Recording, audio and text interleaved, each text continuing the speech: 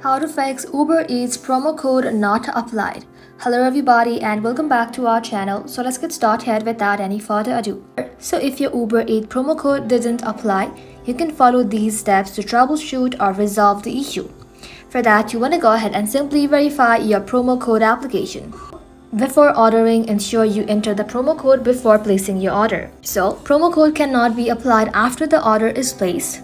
Also, after completing your order, tap on your profile icon and then tap on orders and select the orders, then tap on view, then tap on view receipt to confirm if the promo code was applied or not. Also, promo code may not apply if a business profile was used for the order. So make sure to review the payment method restrictions. Some promos are restricted to specific payment method, and you have to note that promo code can only be used once. Any leftover credit from a single promotion does not apply to future orders. Some promotions are automatically applied and cannot be combined with any other promo codes. Also, if you have verified all the above and the promo code didn't apply still, you want to go ahead and simply visit uber.help.com, and just like that, you want to go ahead and simply report a problem regarding your issue.